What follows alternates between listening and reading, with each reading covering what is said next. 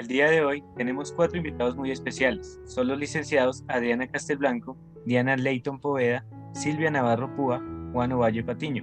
Sin más preámbulo, empecemos por responder una pregunta que nos interesa en este programa. Para ustedes, ¿cuál es la importancia de los modelos pedagógicos para su formación?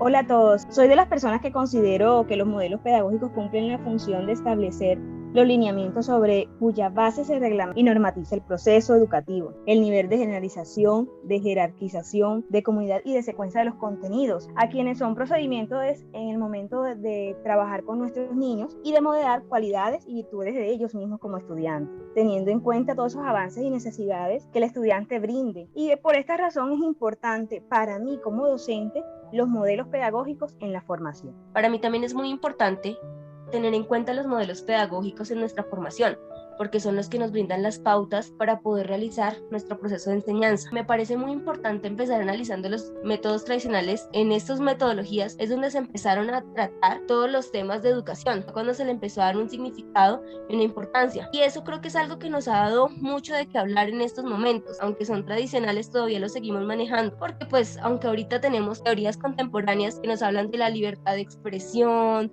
de la creatividad, de las diferentes inteligencias, también vemos que en el aula de clases se manejan mucho las pedagogías tradicionales. Si nos damos cuenta, nosotros todavía seguimos con el premio y el castigo que guían nuestra formación. Entonces es importante basarnos en eso, compañeros. Buenas noches, compañeros. Yo considero que es importante estar a la vanguardia de los fenómenos, por eso considero muy importante aplicar diferentes modelos pedagógicos que se ajusten a los diferentes contextos educativos, ¿cierto? A las directrices institucionales, a la articulación con el mundo laboral y a las políticas que influyen en la educación. Por esta razón, como docente, debo estar siempre dispuesta a investigar cuáles son esas prácticas pedagógicas y los teóricos que más motiven a mis estudiantes en el aula. De ahí la importancia de conocer diferentes teorías de aprendizaje para yo poderlas aplicar con mis estudiantes. Pues es muy importante estar a la vanguardia de todo lo que me permita a mí como estimular a mis estudiantes, activarlos de forma de que ellos disfruten su aprendizaje. Buenas noches, para mí es un placer estar con ustedes en esta mesa de trabajo. Yo puedo decir que los modelos todos tienen una herramienta muy importante para los estudiantes. Desde el punto de vista lógico, podemos decir que estas herramientas que permiten al estudiante que tenga una educación más plena, más motivadora, tomando en cuenta que estas herramientas permiten que el estudiante tenga una educación más constructiva, tanto como el docente como el estudiante. Cada teoría educativa puede ofrecer a los docentes muchas herramientas. Es importante y es vital y es impredecible que el hombre se crezca a través de la educación como un ser pleno, constructivo para la vida. Bueno, vamos con una segunda pregunta. ¿Cómo transformarían ustedes prácticas pedagógicas tradicionales en contemporáneas? Yo considero que desde el conductismo hay una práctica pedagógica que es el tiempo de aprendizaje, en donde no se le destinan los tiempos adecuados a los estudiantes para tener otro tipo de interacciones con los medios exteriores. Y esto lo deberíamos cambiar. Yo propongo, desde una teoría constructivista, que lo cambiemos por una enseñanza reflexiva, que permita que los estudiantes reflexionen entre sí, que haya colaboración, que haya trabajo en equipo, que permitan aprovechar mayormente ese tiempo que tienen de interacción. Muy bien, profe. Sabe que estoy de acuerdo con usted porque yo considero de que el docente debe de estar en plena observación, constante observación.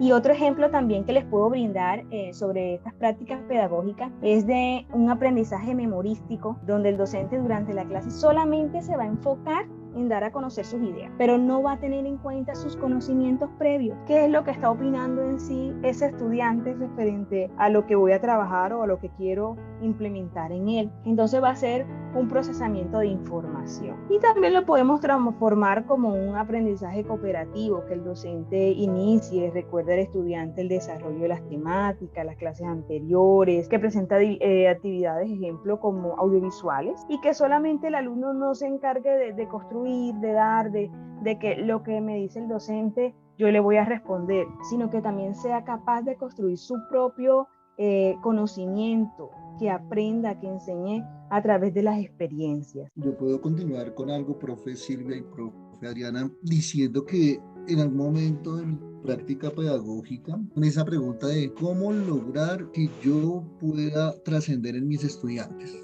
Lógicamente, si nos ponemos a responder esa pregunta en un contexto tan difícil como es el de Colombia, donde tenemos 45 estudiantes esperando que uno como docente le transforme la vida, que él lo escuche, uno diría, ¿eso es posible? ¿Sería posible? Entonces, uno al responder esa pregunta debe tener la característica de la escucha. ¿Cuáles son las necesidades que tiene mi estudiante? Eso lo podemos sacar de lo que dijo Bandura, ¿no? Eso es una de las expresiones más fuertes que él tiene. Yo decía al escuchar al estudiante, ¿qué permitió? Permitió que en la escucha mis estudiantes pudieran dar sus opiniones, saber qué es lo que quieren de mi clase, qué es lo que necesitan de la clase. Esa es una característica muy importante en la transformación de cualquier teoría educativa. Bueno, respondiendo a este interrogante, una de las prácticas pedagógicas que se deben mejorar en el aula de clase, la voz pausada y monótona que algunos docentes manejan a la hora de dictar una clase, ¿sí? Muchas veces no utilizan movimientos corporales ni interacción con los estudiantes y se dedican a desarrollar una clase magistral. Se tiende mucho a que la clase sea muy lineal, muy plana.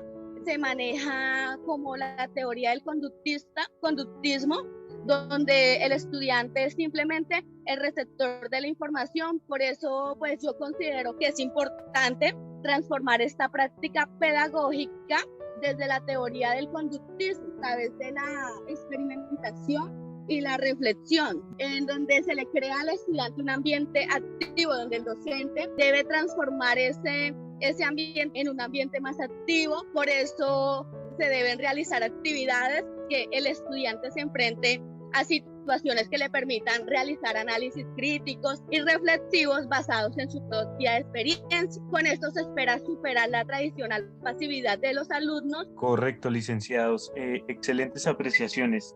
Para finalizar, me gustaría preguntarles qué aprendizajes le dejó este proceso formativo para su ser y su quehacer. Bueno, pues considero que es muy importante mencionar que a través del desarrollo de esta propuesta investigativa logré realizar un análisis que me llevó a reflexionar hacia dónde debo orientar mis prácticas pedagógicas, ¿sí? En el aula, que me permitan tener un mayor acercamiento a mis estudiantes, orientándolos hacia un punto más crítico y reflexivo de su propio aprendizaje, pues teniendo en cuenta el contexto que los rodea, y de esta manera facilitarle a ellos que su aprendizaje continuo y significativo en el aula. Correcto, compañera, estoy totalmente de acuerdo contigo.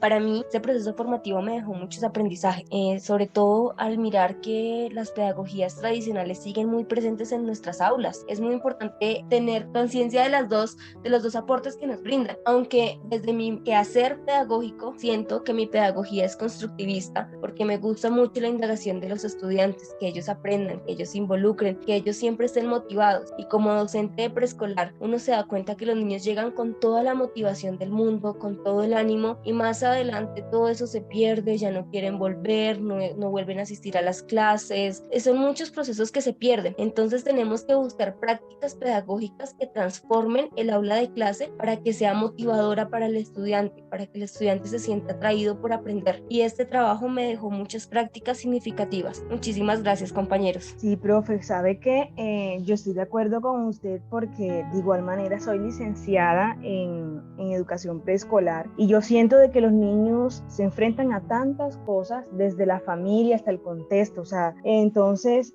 uno como docente debe ser ese lugar donde ellos van a refugiarse, aislarse, sin apartar el aprendizaje, ser esa persona en la cual ellos pueden llegar a contar, aparte de tantas cosas, como les decía, que ellos encuentran en su contexto. De igual manera estoy con usted en la parte del constructivista, porque siento de que le tengo que dar la oportunidad a ellos de que también interactúen y aprendan en sus experiencias. Entonces, el aprendizaje que me deja este proceso formativo en mi ser y en mi hacer, se fundamenta en todas esas relaciones entre el docente, el saber y los estudiantes. Cuando la enseñanza va más allá del simple transmisión, la actitud del docente se transforma de acuerdo a las necesidades que van apareciendo. El proceso se centra más en el aprendizaje que en la enseñanza, y aquí los talleres y las tareas se vuelven reflexión. Entonces todo tiene un enlace, tiene una relación. Nosotros como docentes debemos de ser ese pilar que los ayuda a ellos en su formación, a orientarlos, pero también a darles a ellos la oportunidad de que ellos mismos puedan adquirir ese aprendizaje. Bueno, pues agradezco porque esas reflexiones que ustedes han hecho, primero pues aportan más también a mi quehacer en este momento como profesor. Y pues muy chévere que personas como ustedes en este momento estén construyendo vidas a través del conocimiento. Yo puedo decir que yo quiero que mis estudiantes me vean como un profesor que dejó una huella positiva y no una huella negativa en ellos, pero no tanto tampoco en el conocimiento, sino en el ser. Pues escuchándolos a ustedes de la parte constructivista, yo siempre he estado más cercano como a la parte cognitiva social, ¿no? Donde lo mío es la motivación, donde ustedes dicen de la motivación y de la escucha, ¿no? Entonces, por eso siempre resalto esos dos elementos tan importantes dentro de lo que es mi quehacer como docente y lograr verlos a ellos no solamente como las personas que están en conocimiento, sino están en transformación de vida. Entonces, este trabajo y todo esto me ha permitido llevar a que de pronto conozca más acerca del pasado y pues puede venir aquí una frase que dijo una vez Marx, donde nos dice que aprender a analizar el pasado nos ayudará a resolver los problemas presentes. Les agradezco mucho por haberme invitado y de verdad para mí fue un placer total haber estado con ustedes. Bueno, licenciados, les agradecemos a todos y a cada uno de ustedes por participar en esta mesa de trabajo. Que tengan todos una feliz noche.